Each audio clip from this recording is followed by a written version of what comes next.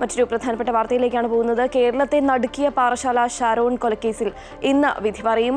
കഷായത്തിൽ കീടനാശിനി കലർത്തി കാമുകിയായ ഗ്രീഷ്മ ഷാരോണിനെ കൊലപ്പെടുത്തിയെന്നാണ് കേസ്. ഗ്രീഷ്മയുടെ അമ്മയും അമ്മാവനും കേസിൽ 2ഉം 3ഉം പ്രതികളാണ്. നെയ്യാറ്റിൻകര അഡീഷണൽ സെഷൻസ് കോടതിയാണ് ഇന്ന് വിധി പറയുന്നത്.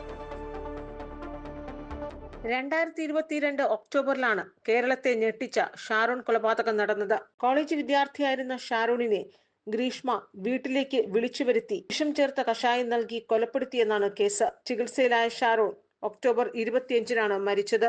കേസിൽ 1-ാം പ്രതിയാണ് ഷാരോണിന്റെ കാമുകിയായ ഗ്രീഷ്മ. മറ്റൊരു വിവാഹം നിശ്ചയിച്ചതിനെ തുടർന്ന് പ്രണയത്തിൽ നിന്ന് പിന്മാറാൻ ആവശ്യപ്പെട്ടെങ്കിലും ഷാരോൺ തയ്യാറായില്ല. ഷാരോണിനെ ഒഴിവാക്കാനാണ് കൃത്യം നടത്തിയതെന്നാണ് പോലീസ് പറയുന്നത്.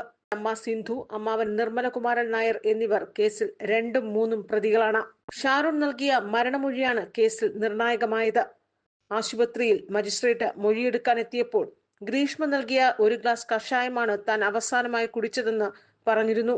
ആന്തരിക അവയവങ്ങൾ പരിശോധിച്ച ഡോക്ടർമാർ കീടനാശിനിയുടെ സാന്നിധ്യം കണ്ടെത്തിയിരുന്നു. ഇതാണ് മരണകാരണമെന്ന് ഡോക്ടർമാർ കോടതിയിൽ മൊഴിയും നൽകി.